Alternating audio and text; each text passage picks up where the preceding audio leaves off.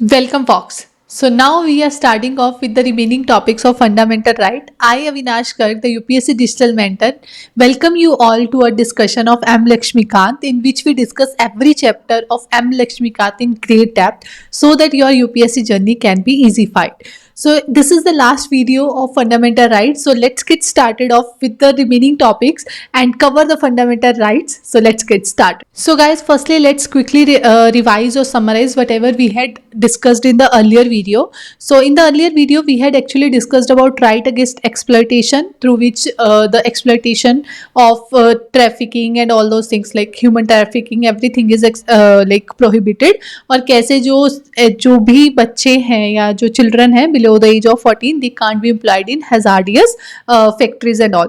So then right to freedom of religion, in which we understand about the meaning of religion, the freedoms that we have, taxation से freedom, जो religious denomination क्या होता है, ये सब चीज़ें हमने वहाँ पे डिस्कस किया. Then we discussed about cultural and educational rights, in which we discussed कि क्या क्या हमारे पास cultural rights है, कैसे जो educational institutes हैं वहाँ पे किस तरह से वर्क होता है, स्टेट फंडेड में कैसे चलता है, और जो पर्सनल है, जो स्टेट फंडेड नहीं है या स्टेट ओन्ड नहीं है, तो उस केस में कैसे जो रिलीजियस इंस्ट्रक्शंस हैं वो किस तरह से वर्क करेंगी, वो सारी चीज़ें अभी तक हमने देख ली हैं. Now is the time to move toward the most important article of fundamental rights, most important article per se in the part 3. So that is the right to constitutional remedies, which we are going to discuss in this particular video. Without this right, जो भी fundamental rights हैं उनका कोई भी sense makeup हो ही नहीं सकता था, क्योंकि राइट्स तो दे दिए बट वो राइट्स को प्रोटेक्ट कैसे किया जाएगा वो इंपॉर्टेंस रखता है. लिखना अच्छा है कि चलो ये आपको राइट्स मिल गया, मगर अगर सपोज कोई मेरे वो राइट को इन्फ्रिंज कर रहा है तो उस केस में अगर मुझे पूरी जुडिशरी के उसे सेम प्रोसीजर में से वो सेम हायरार्की में से निकलना पड़ेगा तो मेरे लिए वो प्रॉब्लमेटिक ज़रूर हो जाएगा. क्योंकि जब तक आपको पता है इंडिया के केस में तारीख पे तारीख है, तो जब तक मेरी वो तारीख आएगी तब तक शायद मेरी उम्र ही बीत जाए. तो इसलिए राइट टू कॉन्स्टिट्यूशनल रेमेडीज जो है ये मोस्ट इंपॉर्टेंट रोल प्ले करती है, जिसकी वजह से फंडामेंटल राइट्स इफेक्टिवली काम कर पा रहे हैं. अब वो क्या है, that are enshrined under article 32, that are like it contains basically 4 provisions. तो हम लोग सबसे पहले वो 4 प्रोविजंस देखते हैं. वो 4 प्रोविजंस क्या है?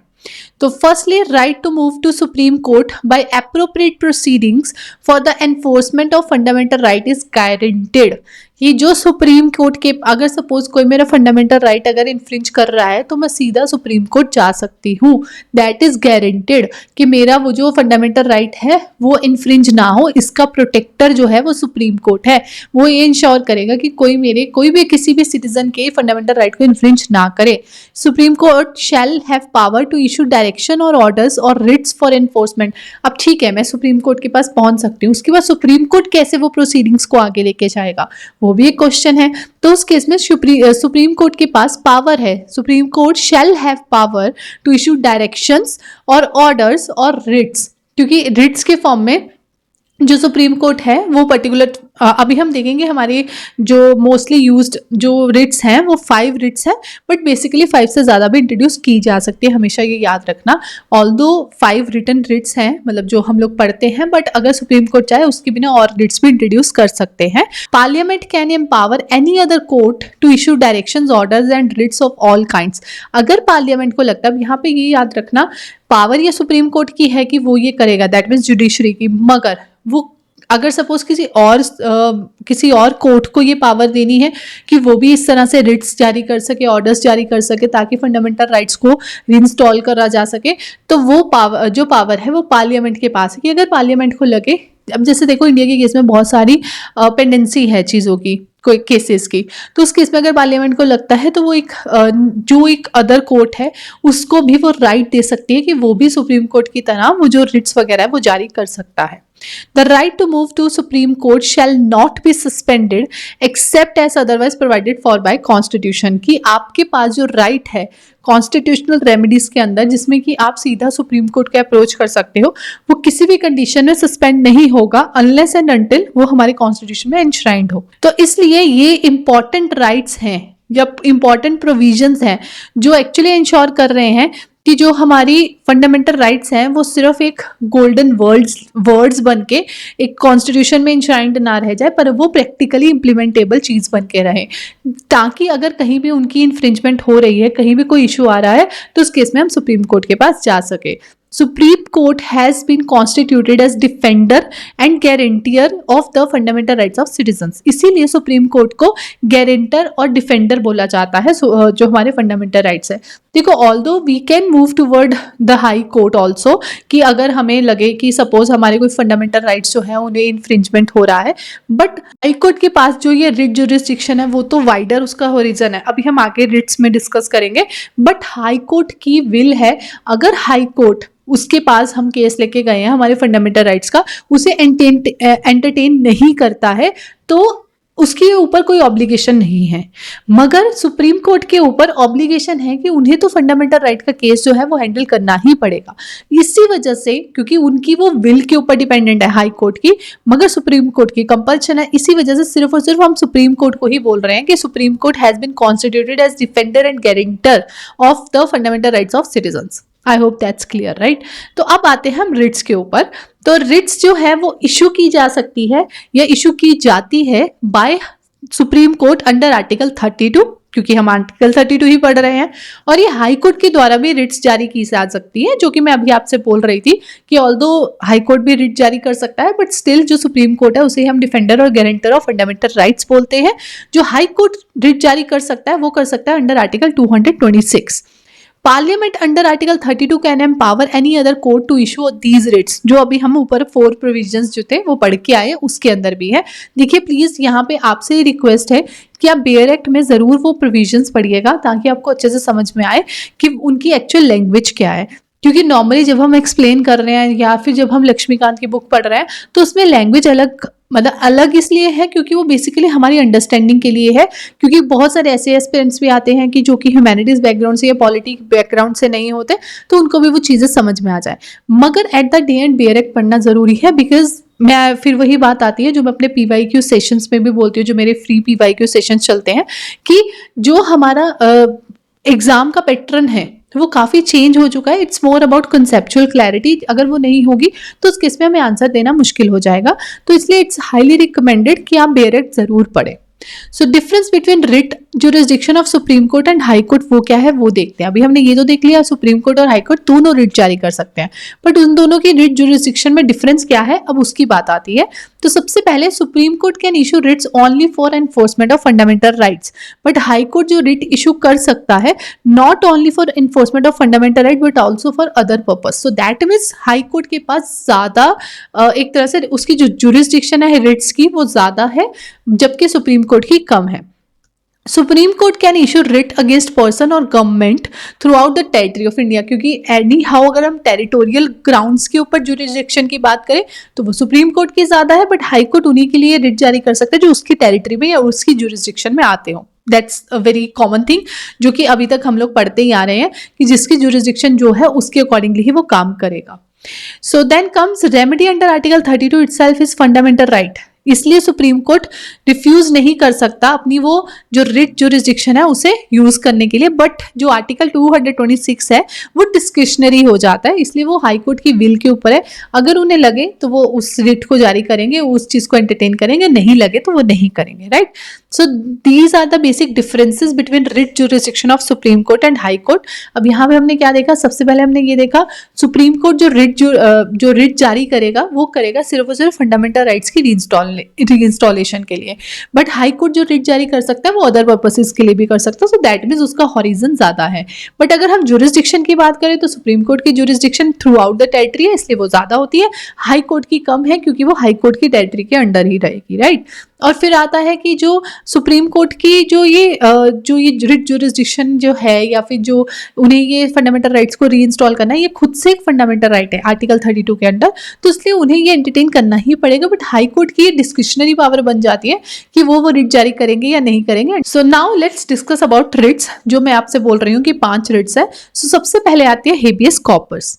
अब ये हेबियस कॉर्पस क्या है वो डिस्कस करते हैं। तो it literally means to have the body, कि जैसे कोई डिटेन किया है तो उसको बोला जाए कि अब देखो जो डिटेन होता है कोई भी पर्सन तो उसकी पर्सनल लिबर्टी के ऊपर ही तो बात आ गई, राइट तो उसकी पर्सनल लिबर्टी इंश्योर करके रखना कौन से आर्टिकल में है? You have to write in the comment box. Please एकदम से सोचे और एकदम से कमेंट बॉक्स में लिखे कि अगर right to personal liberty, life and personal liberty या लाइफ एंड लिबर्टी, वो कौन सा हमारे पास राइट है, कौन सा फंडामेंटल राइट है, किस आर्टिकल के अंडर आता है। Just write it down in the comment box guys. So वो हमारा फंडामेंटल राइट्स है, तो इसलिए वो हमारी इन्फ्रिंजमेंट है फंडामेंटल राइट्स के केस में। तो अगर हम लोग या हमारे बिहाफ पे कोई जाके बोलेगी ये फंडामेंटल राइट्स उस बंदे का कर्टेल हो रहा है, तो उस केस में ये हेबियस कॉर्पस की जो रिट है ये जारी की जाती है। That is issued by court to person who has detained another person to produce body of latter, कि जिसको आपने डिटेन किया उसकी हमें बॉडी लेके आओ, मतलब उस बंदे को हमारे सामने पेश करो। It would set the person free. अगर वो लगता है कि डिटेंशन गलत था, इलीगल था, तो उस केस में उस पर्सन को फ्री कर दिया जाएगा, छोड़ दिया जाएगा। अगर लगता है कि वो मतलब लॉफुल था, तो उस केस में डेफिनेटली वो आगे काम नहीं करेगा। So this it is bulwark of individual liberty against arbitrary detention. But ये कब इशू नहीं किया जा सकता? जब डिटेंशन लॉफुल हो, या फिर जब proceeding is for contempt of legislature. जब कंटेम्प्ट ऑफ कोर्ट के लेजिस्लेचर है, तो उस केस में भी ये जो डिटेंशन है, इस केस में डेफिनेटली वो हेबियस कॉर्पस का रिट वर्क नहीं करेगा। So detention is by competent court. अगर वो बिल्कुल सही तरीके से कोर्ट ने उसे डिटेन किया है, तो दैट मीन्स क्योंकि जुडिशरी ऐसा सोचेगी कि वो जुडिशरी ने अगर काम किया है तो वो बहुत रिस्पॉन्सिबली किया होगा, तो इसलिए उस केस में भी ये काम नहीं करेगा। और detention is outside the jurisdiction of the court, तो उस केस में ये रिट जुरिस्डिक्शन इशू नहीं किया जा सकता। बट हमेशा याद रखना, जो ये हेबियस कॉर्पस है that is bulwark of individual liberty, right. So then comes mandamus. Mandamus में क्या किया जाता है? It literally means we command, कि हम बोल रहे हैं मैडम सुनो हमारी बात। तो issued by court to public officials asking him or her to perform his or her official duties that has failed or refuse to perform. हमेशा याद रखना कि कौन सा रिट किसके अगेंस्ट, कोर्ट किसके अगेंस्ट में जारी कर रहा है, और फिर बात आती है कि क्या वो रिट है। तो ये जो हम लोग मैंडमस की बात कर रहे हैं, इसमें वो बोलते हैं, इसमें वो जो पब्लिक ऑफिशियल्स हैं, यहाँ कोर्ट नहीं पब्लिक ऑफिशियल्स हैं, पब्लिक ऑफिशियल्स को बोला जा रहा है कि आप अपनी जो भी काम है, जो आपकी ड्यूटी बनती है, ऑफिशियल ड्यूटी है, आप उस पर काम कीजिए। जब वो काम नहीं कर रहे होते, उस केस में ये रिट जारी किया जाता है। It can also be issued against any public body, corporation, inferior court, tribunal or government. Basically जब पब्लिक ऑफिशियल की बात करें तो उसमें जितने भी पब्लिक सर्विसेज आ गए वो सभी इंक्लूड हो जाएंगी, इसीलिए यहाँ लिखा गया it can also be issued against any public body, corporation, inferior court, tribunal or government for the same purpose, but it can not be issued against whom, let's see, private individuals. मतलब mandamus का जो है वो public offices के लिए है, private के लिए नहीं है। Enforce departmental instructions that does not poses statutory force and when duty is discretionary and not mandatory.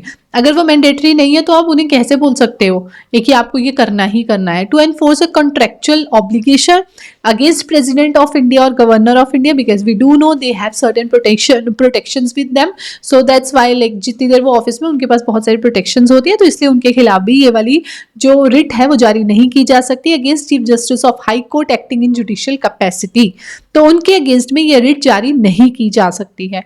तो ये है मैंडमस के बारे में, जिसमें उन्होंने कमांड किया पब्लिक ऑफिशियल्स को कि भाई अपना काम करो जो तुम्हारे काम है, right. Then comes prohibition. Prohibition नाम से समझिए कि टू फॉरबिड, कि आपको ये नहीं करना। Issued by high court to lower court or tribunal to prevent the latter from exercising its jurisdiction, exceeding its jurisdiction or jurisdiction it does not possess. तो बेसिकली इसमें ये बोला जाता है कि ये जो हमने मैंडमस देखा वो पब्लिक ऑफिशियल्स के लिए था, बट यहाँ पे हायर कोर्ट के द्वारा किया जा रहा है, लोअर कोर्ट के ट्रिब्यूनल्स को, कि भाई ये तुम्हारी जुरिस्डिक्शन है, अपनी जुरिस्डिक्शन में काम करो, दूसरी की जुरिस्डिक्शन में इंटरफेयर मत करो। तो this is the more related to the command, जहां पे उन्हें बोला जा रहा है कि अपनी जुरिस्डिक्शन जो है उसके अंदर ही काम करना है, उससे एक्सीड नहीं करना है। बट सर्शोरारी में क्या किया जाता है? सर्शोरारी तब बेसिकली इशू की जाती है हायर कोर्ट के द्वारा to lower court or tribunal, जब उन्होंने कोई ऑलरेडी पहले तो उन्हें जो प्रोहिबिशन था उसमें प्रोहिबिट किया कि नहीं करना, बट अगर उन्होंने कर ही दिया है कोई ऑर्डर पास जो उनकी जुरिस्डिक्शन या उनकी कैपेसिटी से ज्यादा है, तो उस केस में ये वाली रिट दैट इज सर्शोरारी ये इशू की जाती है। That literally means to be certified or to be informed. इसमें बोला जाता है issued by higher court to lower court or tribunal to question orders passed by latter in the case and issued on ground of excess of jurisdiction or lack of jurisdiction, कि जब जब उन्होंने अपनी jurisdiction को पार कर लिया हो या उससे कम किया हो, तो उस केस में ये वाली सर्शोरारी जो है, ये वाली रिट जारी की जाती है। Then comes quo warranto, that literally means by what authority और वारंट। इसमें भी ये भी किसके द्वारा की जा रही है? Issued by court to inquire into legality of claim of person to public office, कि तुम जो ये पब्लिक ऑफिस में आए हो, ये आए कैसे हो, तुम क्या इसके लिए वैलिडली तुम ये अटेन कर भी सकते हो या नहीं, उस केस में क्यो वारंटो जो है ये वाला रिट जारी करा जाएगा। अब हम देखते हैं शुरू से कि हमने कौन से रिट डिस्कस किए हैं, जो ये 5 रिट्स है। तो बेसिकली फर्स्टली हमने हेबियस कॉर्पस का डिस्कस किया, जिसमें हमने देखा ये बुलमार्क है इंडिविजुअल लिबर्टी का। फिर हमने मेंडमस की बात की, जिसमें हमने ये बोला कि ये जो रिट है ये इशू की जाएगी by court to public officials, right. फिर प्रोहिबिशन के ऊपर हमने डिस्कशन किया, जिसमें ये बोला जाएगा प्रोहिबिट किया जाएगा लोअर कोर्ट्स को, मतलब वो कोर्ट के द्वारा की जा रही है, हाई कोर्ट के द्वारा, टू लोअर कोर्ट या ट्रिब्यूनल्स, कि आप अपनी जुरिस्डिक्शन को एक्सीड मत करना। सर्शोरारी में ये होगा कि अगर उन्होंने एक्सीड कर दिया है तो उन्हें कमांड किया जाएगा कि प्लीज आप अब जो ये आपका ऑर्डर है उसे हम क्वेश्चन करते हैं, या आपने यहाँ अपनी जुरिस्डिक्शन को इंक्रीज किया है या डिक्रीज किया है। सो देन क्यो वारंटो में बेसिकली ये बोला गया है कि जो पब्लिक ऑफिशियल है, क्या वो सही में, मतलब उनकी क्रेडिबिलिटी पे इशू आ जाता है कि क्या आप ये ऑफिशियल, ये जो ऑफिस है ये आप होल्ड कर सकते हो या नहीं कर सकते हो, तो ये क्यो वारंटो हो जाता है। तो ये है बेसिक रिट्स जो कि जारी की जाती हैं जब हमारे कोई फंडामेंटल राइट्स को कर्टेल कर रहा है, ताकि सुप्रीम कोर्ट हमारे फंडामेंटल राइट्स को रीइंस्टॉल कर सके। So that's all about Article 32, which is most important article. Without that, definitely हमारे जितने भी आर्टिकल्स हैं, जितने हमने फंडामेंटल राइट्स डिस्कस किए, उनका कोई मतलब रहता ही नहीं। तो इट्स हाईली रिकमेंडेड कि आप आर्टिकल 32 को एक बार बेयर एक्ट में से ज़रूर पढ़ें। I had not included over there, but I request you to do that at your end, कि आप इसको एक बार बेयर एक्ट के साथ ज़रूर पढ़ें। Then at the end we have to discuss about armed forces and fundamental right, जो मैंने आपको ऑलरेडी एक्सप्लेन कर ही दिया था पहले, कि जो कुछ फंडामेंटल, क्योंकि मैंने आपको क्या बोला था कि जब मैं आपको फंडामेंटल राइट बता रही हूँ उसके साथ साथ उसकी रिस्ट्रिक्शंस भी बताती चल रही हूँ, ताकि आपको समझने में आसानी हो और आपकी वो रिलेटिबिलिटी एस्टेब्लिश हो। तो मैंने वहाँ पे आपको बोला था, जब मैं यूनियंस की बात करी थी, कि कुछ जगह पे यूनियंस वगैरह बनाना अलाउड नहीं है, दैट इंक्लूड्स आर्म्ड फोर्सेस। तो वही आर्टिकल 33 है। Article 33 empower Parliament to restrict or abrogate fundamental right of armed forces, paramilitary forces, police forces, intelligence agencies, and analogous forces. Why so? So that we can protect the country. Otherwise, अगर देखो, मैंने फिर आपको वहाँ पे बहुत अच्छे से समझाया था कि जब हम बात कर रहे हैं more about the security of our country, तो वहाँ पे हम किसी भी तरीके का थ्रेट नहीं ले सकते। और अगर कहीं भी सपोज आर्म्ड फोर्सेस में भी अगर यूनियंस बनेंगी तो पॉलिटिक्स चलेगी, और पॉलिटिक्स बिल्कुल भी हमारी सिक्योरिटी के लिए सही नहीं रहेगी। इसलिए पार्लियामेंट को एम्पावर किया जाता है अंडर आर्टिकल 33 कि वो जो फंडामेंटल राइट्स हैं वो एक तरह से एब्रोगेट कर सकते हैं for the armed forces. That's about article 33। So by this finally we are done off with our discussion around fundamental rights. And in this particular video, we had although discussed about right to constitutional remedies and armed force and fundamental right. But I think all the videos till now, this is the part 5. So all the videos that we had, in which we had discussed about fundamental rights, you must had gained lot of value. And if you had gained lot of value, then I request you to just write in the comment box that you had received the value out of the videos. So that will make me sure that I am delivering adequate value to all of you. So if you have any feedback, that also you can put up in the comment box below. So that was it for this particular video, guys. By this we end up our discussion on fundamental right, and I hope you liked the video. If you do, then hit the like button and also subscribe to the channel if you hadn't yet, and hit the bell icon so that all the notification of new videos gets delivered to you. And along with that, guys, I regularly conduct a master class in which I handhold you and let you know how you can ease out your UPSC journey. If you want to enroll for the same, then just click on the link given in the description below. That is totally free. You can just check it out and be there. I will love to see you all over there. So that's it for this video. I will see you all in the next video with the next chapter. Till then, bye bye, guys.